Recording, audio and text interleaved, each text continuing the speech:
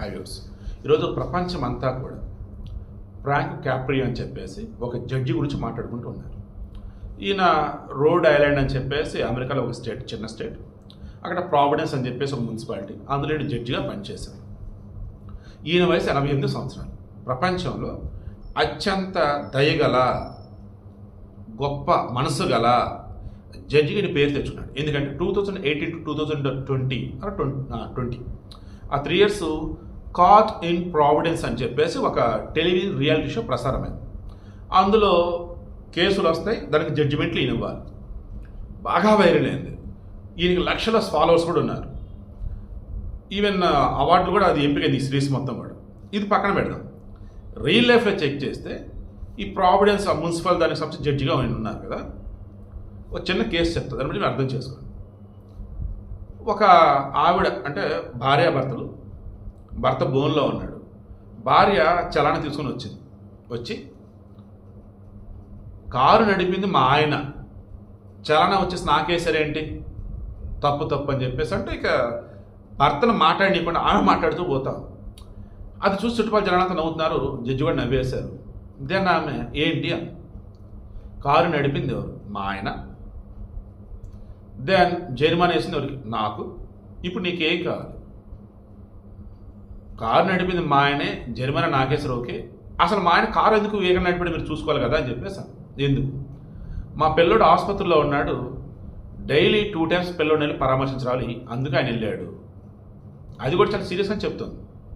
తర్వాత అసలు మాకు జరిమానా వేయకూడదు మీరు, ఎందుకు, మేము రెడ్ లైట్ పడ్డప్పుడు ఏమీ పోలే, ఎల్లో లైట్ పడ్డప్పుడు వెళ్ళామని చెప్పుకుంటాం. అంటే గ్రీన్ లైట్ క్రాస్ చెక్ చేస్తే తెలిసింది ఏంటి, వాళ్ళు రెడ్ లైట్ పడ్డప్పుడు వెళ్ళారు. సో ఇక్కడ సింపుల్గా అక్కడ మమేకత్వం కనిపిస్తుంది, వాళ్ళ భర్తకి అవసరం కనిపిస్తుంది, అన్నిటికి మించి వాళ్ళు తప్పు చేసింది కూడా కనిపిస్తుంది. అయితే ఆ జడ్జి జరిమానా వేయకుండా వదిలేశారు.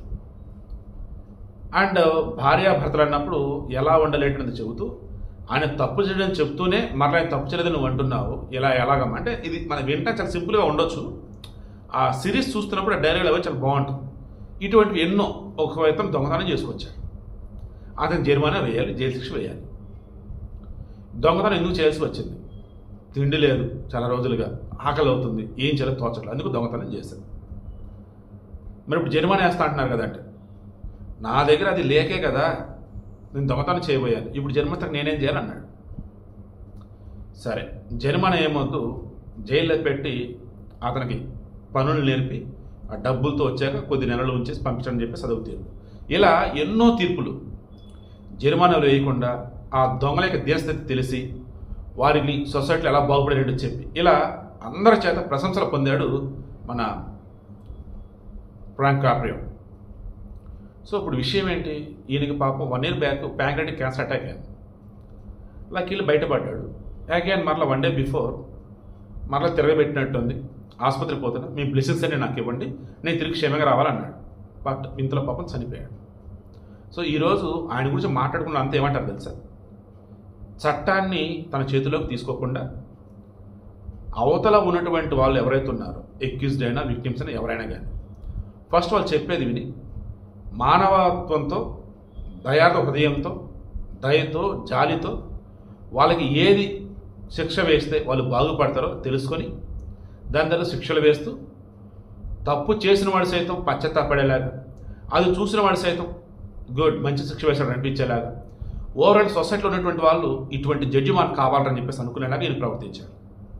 అందుకే ఈరోజు అంతా కూడా ఆయన నివాళి అర్పిస్తూ, ఇటువంటి గొప్పవాడు జడ్జిగా ఉండటం అంటే అరుదు, ఇటువంటి వాళ్ళు నిజంగా ఎక్కడ ఉన్నారేమో మరలా చూడండి, గడిచిన తీర్పుల గురించి చర్చించుకోవాలని చెప్పేసి అంటున్నారు. మీకు తెలిసినటువంటి జడ్జిలు, మీకు తెలిసిన తీర్పులు ఇటువంటివన్నీ కనుక ఉంటే కింద కామెంట్లో తెలియచేయండి.